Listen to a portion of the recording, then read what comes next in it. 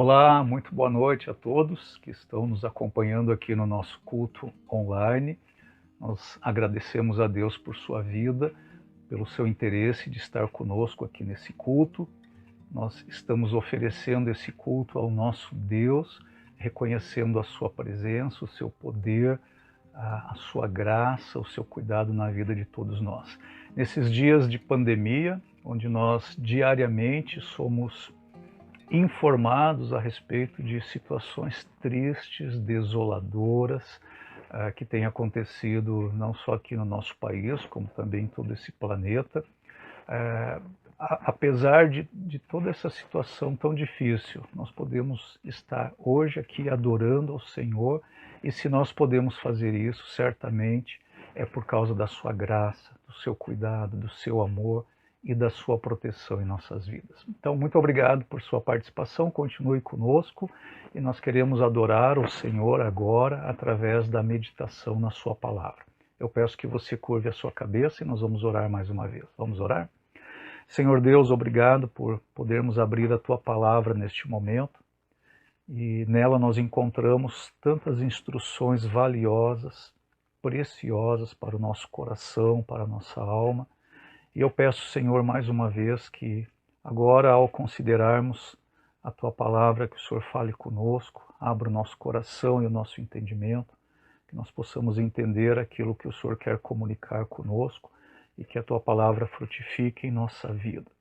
Que a Tua palavra traga esperança para os nossos corações, que ela traga desafio, que ela nos confronte, nos exorte, nos admoeste e que nós possamos entender claramente aquilo que o Senhor tem para cada um de nós e que o Senhor quer nos comunicar nessa exposição através da Tua palavra. Eu oro assim, agradecido por todas as coisas, em nome de Jesus. Amém. Muito bem, nós estamos analisando aí nas últimas exposições acerca das características de uma fé morta. E eu tenho sempre insistido que é necessário que continuamente nós estejamos sondando os nossos corações, nós estejamos avaliando a fé que nós professamos ter, para termos certeza de que a nossa fé é uma fé viva, que ela não é uma fé morta, uma fé inútil, uma fé que não pode salvar. E para este curso, então, eu tenho separado apenas 3 características, 3 evidências de uma fé morta. Nós já vimos 2 delas. Primeiramente, uma fé morta é uma fé sem o Espírito Santo de Deus. É uma fé que não foi produzida pela ação do Espírito Santo de Deus. Esta é uma fé morta. O Espírito Santo de Deus produz na vida de uma pessoa o novo nascimento. Ele nos faz ser novas criaturas em Cristo Jesus.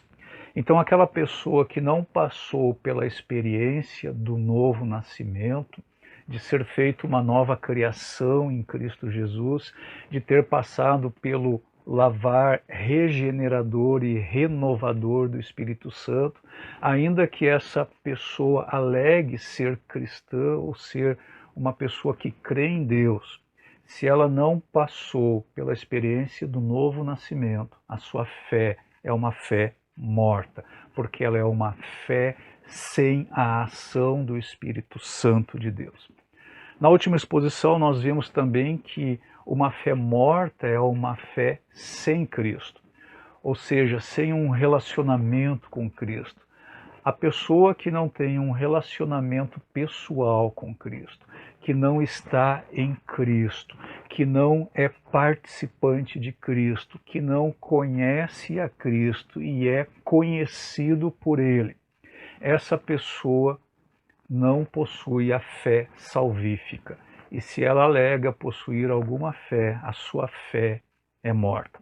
Então, 2 evidências até agora de uma fé morta, uma fé sem a ação do Espírito Santo e uma fé sem Cristo. E para encerrar então esse curso, hoje nós vamos ver uma terceira evidência de uma fé morta. E ela pode ser descrita nos seguintes termos: uma fé sem fruto. Se nós pensamos em termos de agricultura, nós podemos dizer que a produção de frutos é o maior objetivo do agricultor. Também nós podemos dizer que a produção de frutos espirituais é o teste definitivo da salvação. Eu gostaria que vocês me acompanhassem agora na leitura de Mateus capítulo 7, e nós vamos ler os versículos 17 a 20. Mateus capítulo 7, versículos 17 a 20. Lemos o seguinte: semelhantemente, toda árvore boa dá frutos bons, mas a árvore ruim dá frutos ruins. A árvore boa não pode dar frutos ruins, nem a árvore ruim pode dar frutos bons. Toda árvore que não produz bons frutos é cortada e lançada ao fogo. Assim, pelos seus frutos, vocês os reconhecerão. Um pastor muito conhecido nos Estados Unidos, chamado John MacArthur, ele afirma o seguinte: se não há fruto espiritual, ou se o fruto é mau, a árvore tem de estar podre.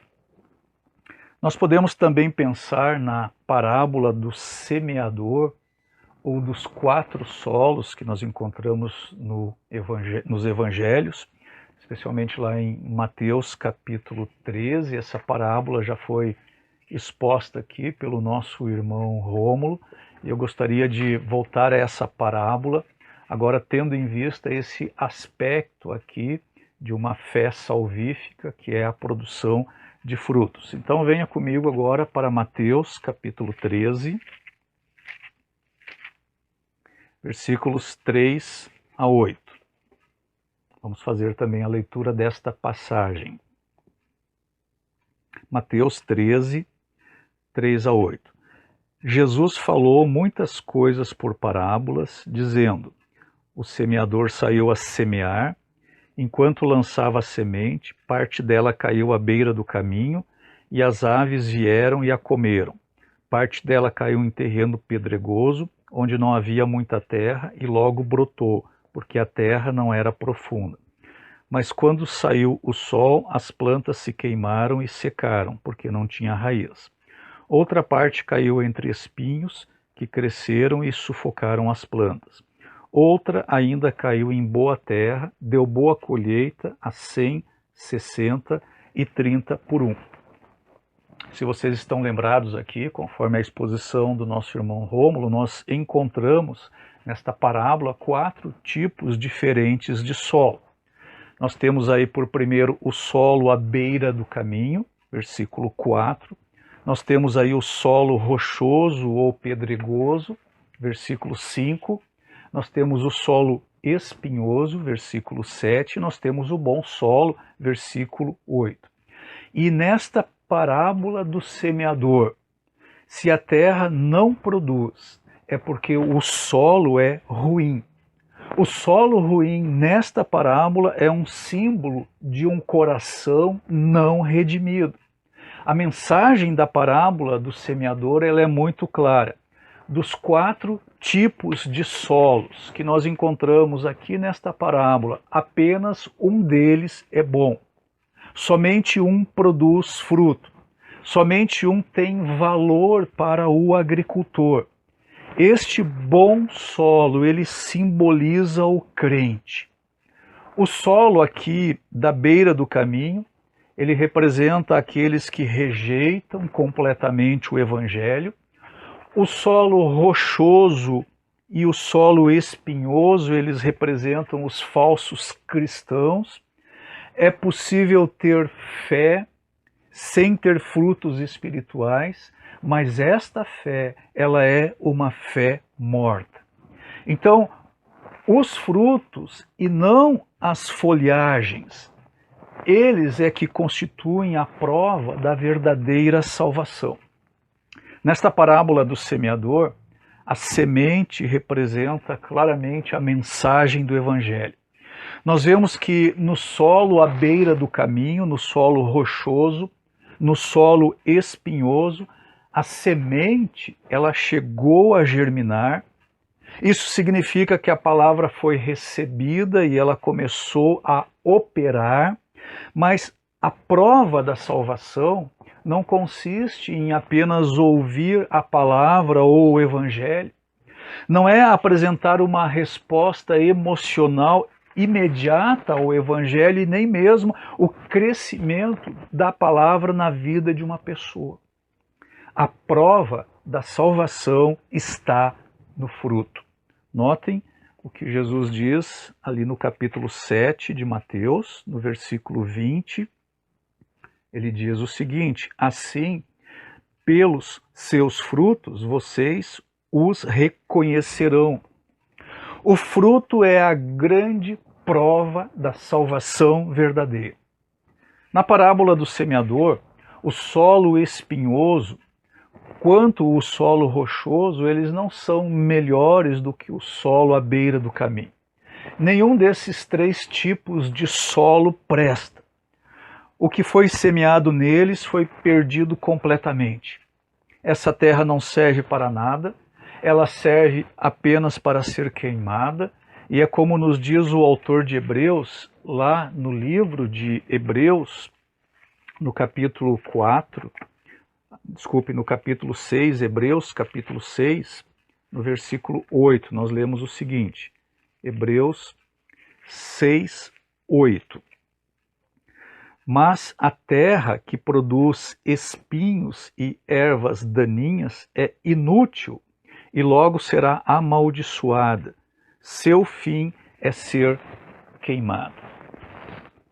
Nem todo cristão irá produzir tanto fruto como ele deve ou pode produzir. De acordo aí com essa parábola do semeador, alguns vão produzir a 100 por um, outros a 60 por um, outros a 30 por um, mas todo crente tem que ser frutífero em alguma medida. Os crentes são identificados pelos seus frutos, por sua frutificação, seja a 100, 60 ou 30 por um, o fruto espiritual de um verdadeiro crente deve ser notado, observado na sua vida. A sua frutificação deve ser cada vez mais abundante.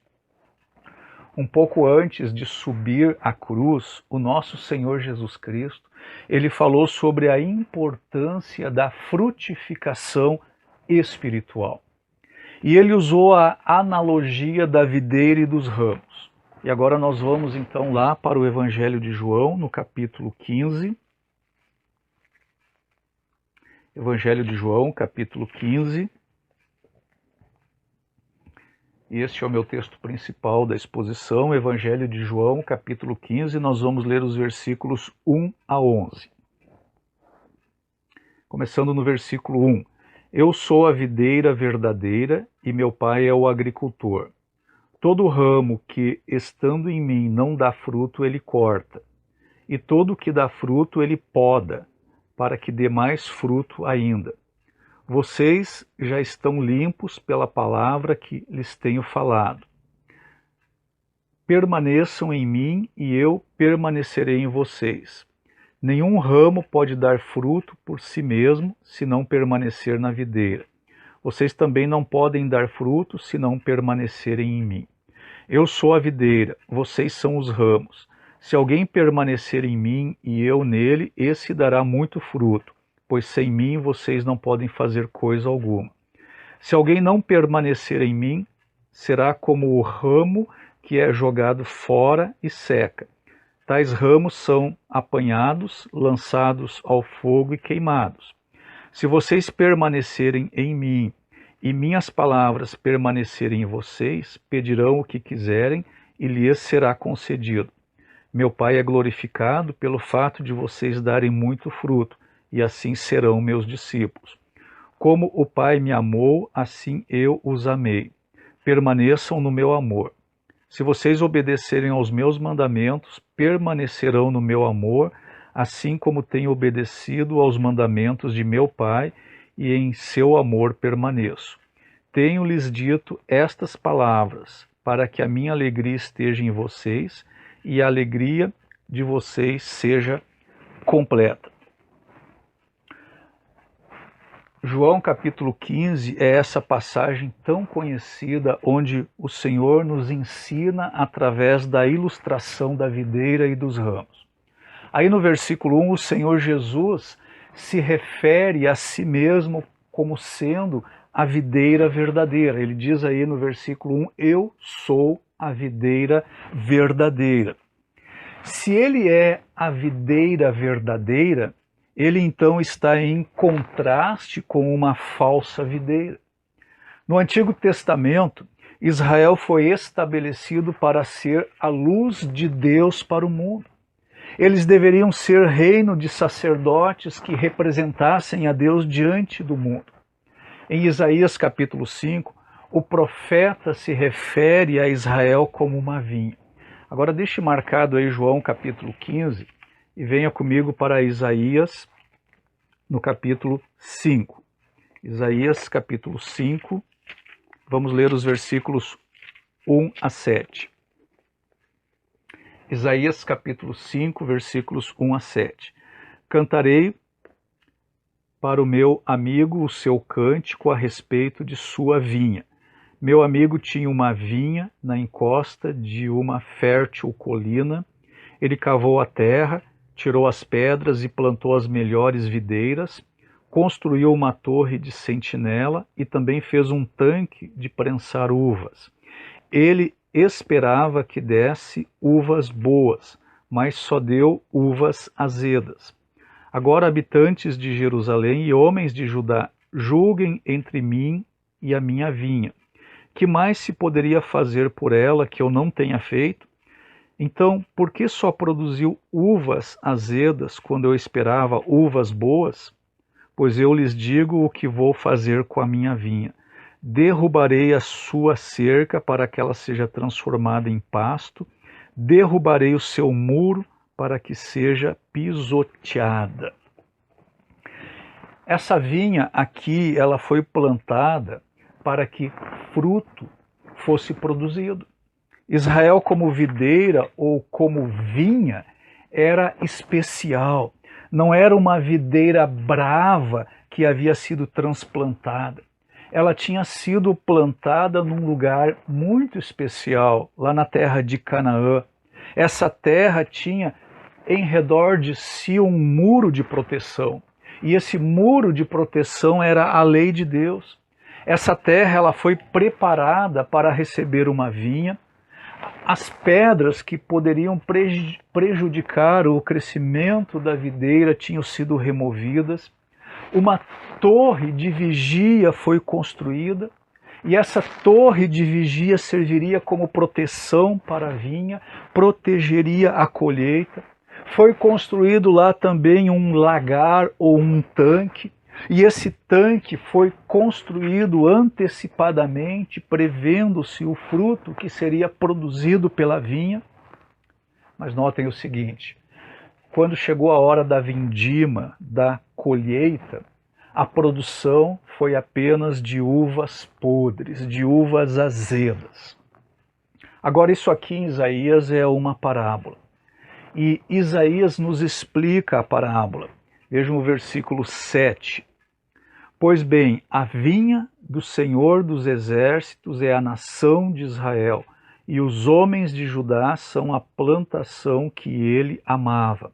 Ele esperava justiça, mas houve derramamento de sangue. Esperava retidão, mas ouviu gritos de aflição.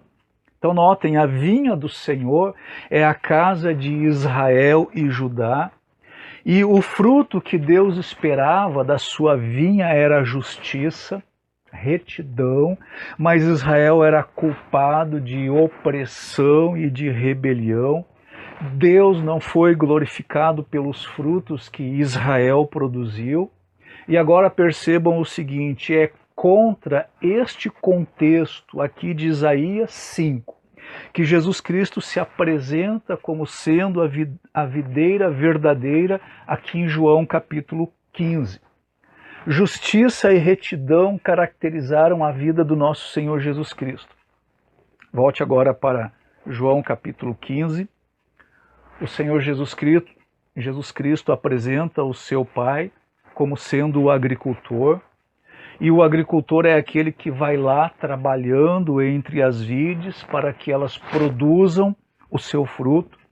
No versículo 2, o Senhor Jesus descreve o trabalho do Pai em favor da vinha, e nós devemos reconhecer que dentro desta ilustração que está sendo utilizada aqui pelo Senhor, nós, os crentes, nós somos os ramos, e Cristo é a própria videira, e o Senhor Jesus está dizendo aos discípulos: vocês estão unidos a mim, isso é necessário para que juntos produzamos frutos. Se verdadeiramente estiverem unidos a mim, vocês produzirão frutos. O tronco precisa de galhos, porque o fruto não é produzido diretamente no tronco. O fruto será produzido através dos ramos, e os ramos precisam desse trabalho do agricultor. Os versículos 2 e 3 descrevem o trabalho do Pai e o trabalho de Jesus para que os discípulos possam produzir frutos. Vamos ler mais uma vez o versículo 2. Todo ramo que, estando em mim, não dá fruto, ele corta, e todo que dá fruto, ele poda, para que dê mais fruto ainda. Essa passagem aqui é uma passagem muito mal compreendida. Muitas pessoas pensam que se nós não andarmos na linha, nós vamos perder a nossa salvação, e que isso seria sugerido por essas palavras aí do versículo 2, ele o corta. Confesso a vocês que eu meditei muito neste versículo por muito tempo. Eu não entendia o que Cristo estava querendo dizer com isso. E para chegar a ter uma compreensão mais correta dessa passagem, eu precisei compreender um pouco da cultura judaica.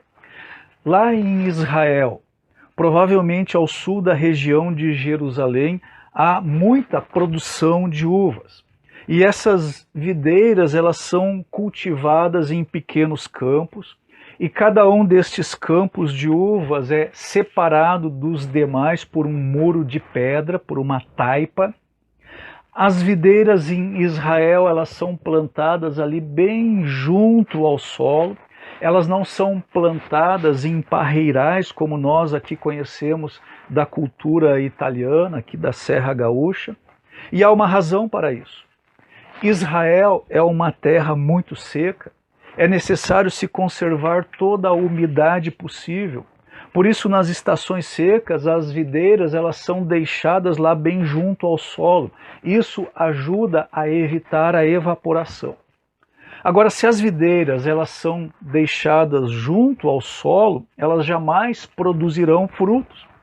Então, essas videiras, oportunamente, elas precisam ser levantadas, elas precisam ser erguidas, elas precisam ser colocadas no alto, e no momento apropriado, o agricultor então levanta essas videiras e ele as deixa lá no alto, preso em forquilhas. E isso é necessário para que possa haver colheita. Normalmente esse procedimento ele é efetuado quando já existe uma grande quantidade de ramos no tronco. No versículo 2, a palavra que aparece aqui como cortar é a mesma palavra que também significa levantar. E é isso que o Senhor Jesus Cristo está dizendo literalmente. O ramo que ainda não estiver produzindo fruto, Deus vai levantar. Não significa que eles vão ser arrancados da vinha, mas eles vão ser colocados numa posição onde eles podem dar frutos, onde eles podem frutificar. O fruto pode demorar para vir, e isso exige paciência, e é isso que o Senhor Jesus Cristo está tentando ensinar aqui aos seus discípulos. O Pai vai providenciar e Ele vai trabalhar nos crentes para que eles produzam frutos. Quando os ramos estão no lugar onde eles devem estar, o agricultor então limpa os ramos. Mais uma vez o versículo 2. Todo ramo que estando em mim não dá fruto, ele corta. E todo que dá fruto, ele poda, para que dê mais fruto ainda. A videira, ela tem muitos inimigos naturais. Esses inimigos, eles destruiriam a vinha de modo a impedir os frutos. Naquela época, eles não tinham inseticidas. Então, o agricultor, ele precisava passar por aquelas fileiras de vide e ele ia retirando ali todos os insetos. Como eu já falei antes, Israel era uma terra muito seca. A poeira haveria de se acumular sobre as folhas e o sol não poderia penetrar através da poeira para produzir vida na videira. Então o agricultor ele precisava passar pelas videiras e espalhar água por sobre as folhas. Isso era um trabalho muito árduo, muito cansativo. Por que o agricultor fazia este trabalho? Porque ele tinha como expectativa a sua colheita. E o pai, como dono da vinha, ele providenciaria para que os seus ramos estivessem limpos. E o dono daquela vinha, ele investe nesse trabalho, porque ele está esperando muito fruto. O Senhor Jesus Cristo, ele está dizendo aos seus discípulos que o Pai vai colocá-los num lugar de produtividade e de efetividade e vai mantê-los limpos para que eles possam produzir frutos para o Pai. A frutificação é esperada. O agricultor trabalha para que haja frutos na sua videira. Então o Senhor Jesus diz aos seus discípulos o que é que vai mantê-los limpos. Versículo 3. Vocês já estão limpos pela palavra que lhes tenho falado. A palavra de Deus corrige, repreende, reprova, instrui. Ela não faz isso só para o descrente, para o ímpio, ela faz para o crente também. É a palavra de Deus que vai nos oferecer esta purificação. E quando nós nos expomos à palavra de Deus, ela cumpre o seu ministério de nos tornar semelhantes ao próprio Senhor Jesus Cristo. O Senhor Jesus dá sequência a esta instrução com um mandamento. E o mandamento está aí no versículo 4. Permaneçam em mim. E esta é uma palavra que o apóstolo João ele usa frequentemente no seu evangelho e continuamente em sua primeira epístola. Este é o segredo de uma frutificação abundante para o Senhor Jesus. O Senhor está extraindo esta lição da videira. O ramo não tem em si mesmo qualquer fonte de vida, a vida está lá na raiz e a vida da raiz flui através do tronco para os ramos. E se você corta o ramo do caule, ele imediatamente seca e morre. O ramo não pode sustentar-se a si mesmo, ele extrai a sua vida das raízes. E quando aquele ramo está sendo alimentado e está sendo nutrido pela raiz, ele está permanecendo. Se este ramo deixa de derivar o seu sustento, a sua alimentação da raiz, ele começou um processo de morte. Eu vou tentar estabelecer um contraste com uma ilustração bem simples. Eu posso pegar um pedaço de madeira e fazer com que ele penetre no solo com um martelo, mas aquele pedaço de madeira que eu finquei no solo, ele não está permanecendo no solo. Ele está no solo, mas ele não está permanecendo no solo, porque o solo não está oferecendo qualquer contribuição àquele pedaço de madeira que eu finquei ali no solo. E a estaca ou essa madeira não está extraindo nada do solo. Agora, por outro lado, suponha que eu pegue uma planta viva, eu cavo um buraco, eu coloco ali a planta, eu cubro as raízes com terra, eu rego esta planta. Essa planta, através das suas raízes, ela penetrará no solo e ela extrairá do solo aqueles nutrientes necessários para desenvolver a sua vida. Então notem, a planta ela está no solo, mas ela também está permanecendo no solo. Então, permanecer é um relacionamento contínuo daquilo que é vivo com aquilo que é a fonte da sua vida. Nós podemos separar o mais belo galho de uma videira, nós podemos cortá-lo da videira e pendurá-lo ali junto a uma cerca, e ele parece muito bonito ali pendurado naquela cerca, mas será que algum dia aquele ramo vai produzir fruto? Claro que não. Por que não? Porque o fruto é o resultado espontâneo, é o transbordamento da vida que está na raiz.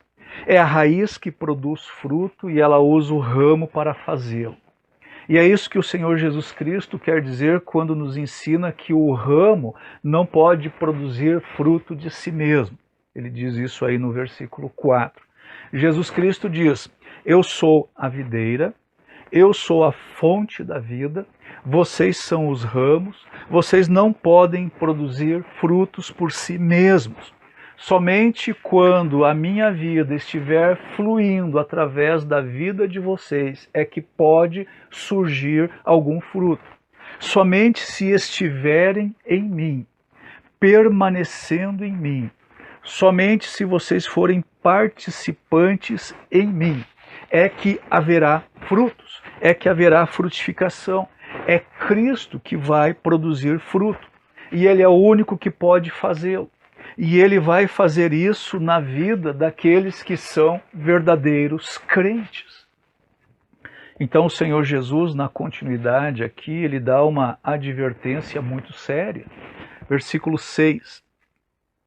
Se alguém não permanecer em mim, será como o ramo que é jogado fora e seca. Tais ramos são apanhados, lançados ao fogo e queimados. Notem o seguinte, os ramos estéreis numa videira, eles eram cortados. A videira produzia muitos ramos que não produziam frutos, que eram estéreis, ramos que só produziam folhas. Então, esses ramos, eles eram cortados e eles eram deixados para secar. E no contexto aqui, quando a dona da casa, ela saía do campo e ela voltava para casa para preparar a sua refeição diária, ela levava consigo um feixe daqueles ramos secos, e ela pegaria esses ramos e ela os colocaria no forno, e eles seriam ali queimados, e eles esquentariam o forno e assim ela poderia preparar o seu jantar. Mas antes de ela colocar ali no forno a sua comida, ela pegaria uma pequena vassoura, ela limparia as cinzas do forno e o vento ia levar embora todas aquelas cinzas. E essa é a lição que o Senhor Jesus Cristo está ensinando neste ponto da parábola aos seus discípulos. Se vocês trabalharem na energia da carne, o produto não vai ser fruto. O produto será apenas folhas. E essas folhas inúteis, elas serão queimadas. Então note o seguinte, não é a pessoa perder a salvação.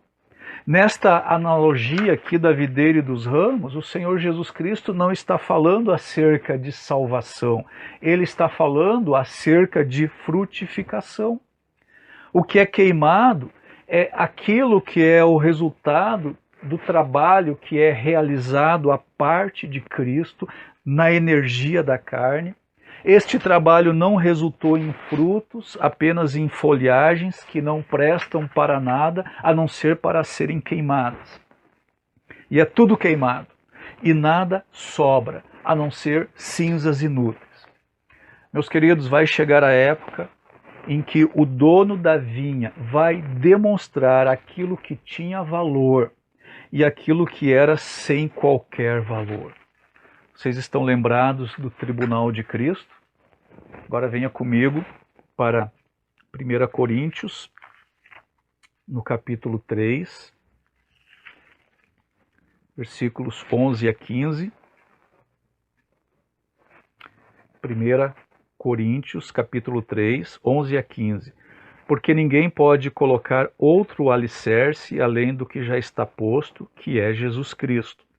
Se alguém constrói sobre esse alicerce usando ouro, prata, pedras preciosas, madeira, feno ou palha, sua obra será mostrada, porque o dia a trará à luz, pois será revelada pelo fogo que provará a qualidade da obra de cada um. Se o que alguém construiu permanecer, esse receberá recompensa. Se o que alguém construiu se queimar, esse sofrerá prejuízo. Contudo, será salvo como alguém que escapa através do fogo. Notem aí, a obra de cada um será revelada pelo fogo.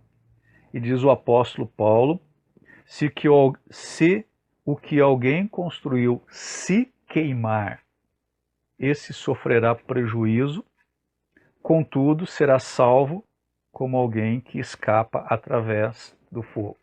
Ou seja, essa pessoa aqui não perdeu a sua salvação, ela está diante do tribunal de Cristo, um tribunal onde serão avaliadas as nossas obras, e se tudo o que fizemos a partir da nossa conversão foi realizado no poder da carne, não foi realizado no poder do Espírito Santo, tudo isso vai se queimar e não vai sobrar nada para ser recompensado naquele tribunal. Isso é sofrer o prejuízo, perder a recompensa. Todavia, essa pessoa será salva como alguém que escapa através do fogo. Na parábola dos solos, nós percebemos que há uma variação na produção de frutos na vida do crente. Alguns irão produzir a 100, outros a 60 e outros a 30 por 1. Aqueles que estão a 30 por 1 parecem produzir pouco em comparação com aqueles que estão a 100 por 1. Mas isso não é bem assim. Na época aqui do Senhor Jesus, a proporção média entre grãos que eram colhidos em relação aos grãos que tinham sido plantados era de 8 por 1. Um grão plantado, 8 plantas como resultado desse grão. Uma proporção de 10 por 1 era considerado uma colheita excepcional. Mas notem que Jesus diz que aquele que produz menos, ele vai produzir quanto? 30 por 1. O que significa isso? A produção que Jesus se refere é uma produção inacreditável, é uma colheita incrível. Agora voltem comigo para João capítulo 15. João capítulo 15. Novamente o versículo 2. Todo ramo que estando em mim não dá fruto, ele corta, e todo o que dá fruto, ele poda para que dê mais fruto ainda. Então nós temos aí no versículo 2, dá fruto e dê mais fruto ainda. Versículo 5, eu sou a videira, vocês os ramos. Se alguém permanecer em mim e eu nele, esse dará muito fruto, pois sem mim vocês não podem fazer coisa alguma. Agora venha comigo para o versículo 16. Vocês não me escolheram, mas eu os escolhi para irem e darem fruto, fruto que permaneça, a fim de que o Pai lhes conceda o que pedirem em meu nome. Então observem o seguinte, versículo 2, dá fruto, versículo 2 ainda, dá mais fruto, Versículo 5, dá muito fruto. Versículo 16, dá fruto permanente. Do que o Senhor Jesus Cristo está falando aqui? Ele está falando de uma produção fantástica, de uma colheita inacreditável. Ele espera muito fruto, ele espera fruto permanente. E ele e o Pai estão trabalhando para isso.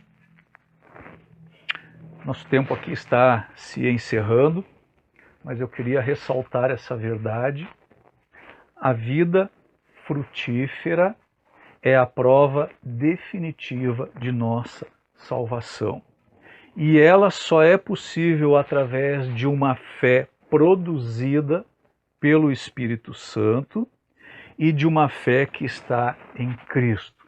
Uma fé que é o resultado do agir do Espírito Santo na vida de uma pessoa e uma fé que evidencia o relacionamento pessoal desta pessoa com Cristo. O fruto sempre é uma expressão da vida da planta da qual ele vem. Por qual propósito Deus salva alguém? Para o louvor da sua glória. Como o Pai é glorificado? Vejam aí o versículo 8. Meu Pai é glorificado pelo fato de vocês darem muito fruto, e assim serão meus discípulos. A frutificação do crente glorifica o Pai. E a frutificação do crente é a prova de que nós somos discípulos de Jesus Cristo. E com isso eu estou encerrando, então, esse pequeno curso aqui em 3 lições, evidências de uma fé morta. É a fé que não foi produzida pelo Espírito Santo de Deus, é a fé que não está em Cristo e é uma fé que não produz frutos espirituais. Eu conclamo, eu peço a todos, e me incluo também nisso, que nós estejamos realmente sondando os nossos corações. O Espírito Santo agiu na minha vida, eu realmente passei pela experiência do novo nascimento, eu fui lavado pela água da palavra e pelo Espírito, eu fui regenerado, eu fui feito uma nova criação em Cristo Jesus. Isso é a minha realidade, isso aconteceu na minha vida, eu tenho absoluta certeza disso. Também eu estou em Cristo, eu tenho um relacionamento pessoal com Cristo, eu conheço a voz do bom pastor, eu sou conhecido por Ele, eu preciso ter certeza de que eu desfruto de um relacionamento pessoal com Cristo, de que eu estou em Cristo. E por terceiro, quais os frutos que existem na minha vida? Eu estou frutificando para a glória de Deus? Há abundância de frutificação na minha vida? Os frutos espirituais estão aparecendo? Ou será que a minha vida é caracterizada por uma profunda e intensa esterilidade? Se não há frutos espirituais na minha vida, isto pode ser uma evidência muito clara de que eu não tenho salvação em Cristo Jesus. Vamos continuar pensando nesses fatos, vamos continuar em oração, que Deus fale conosco, que Ele use a sua palavra para nos perturbar, nos incomodar, nos desafiar, nos exortar e produzir aquilo que Ele quer produzir na nossa vida. E mais uma vez, como eu tenho dito aqui nas últimas exposições, se você, ao ouvir todos esses sermões, você está em dúvida quanto à sua experiência espiritual, quanto à sua salvação em Cristo, eu convido a você, venha a Cristo agora mesmo. Clame ao Senhor pela salvação, abra o seu coração para receber a Jesus Cristo, arrependa-se dos seus pecados, diga para o Senhor, Senhor, sim, eu compreendo, o Senhor morreu naquela cruz para me salvar, derramou aquele sangue bendito para cobrir os meus pecados e trazer perdão e reconciliação com o Pai Celestial. Vem salvar-me, Senhor, toma o meu coração e a minha alma, seja o meu Salvador. Diga isso para o Senhor agora mesmo. Se você é um crente em Cristo Jesus, continue avaliando a sua fé e continue avaliando quais são os frutos que você tem dado para a glória do nosso Senhor. Amém? Vamos orar mais uma vez. Senhor, muito obrigado por essa noite, pelo tempo que tínhamos aqui para cultuar o Senhor. E eu venho rogar que o Senhor aplique a sua palavra aos nossos corações, que o Senhor ministre as necessidades de todos nós. E se há alguém que está nos acompanhando, Senhor, que está sendo perturbado com a tua palavra, que o Senhor visite esse coração nesse momento e que o Senhor conceda-lhe graça salvadora, conceda-lhe fé, arrependimento dos seus pecados. Obrigado, Senhor, por todos aqueles que estão aqui, que já têm um relacionamento pessoal contigo. E ajuda-nos, Senhor, a frutificarmos na nossa vida, seja 30, 60 ou 100 por um, mas que os frutos estejam surgindo nas nossas vidas e que eles apontem para o Senhor e que eles glorifiquem o Senhor. Muito obrigado por esse momento que passamos juntos aqui. Abençoa-nos no restante deste dia e de toda esta semana. É o que nós te pedimos em nome de Cristo. Amém.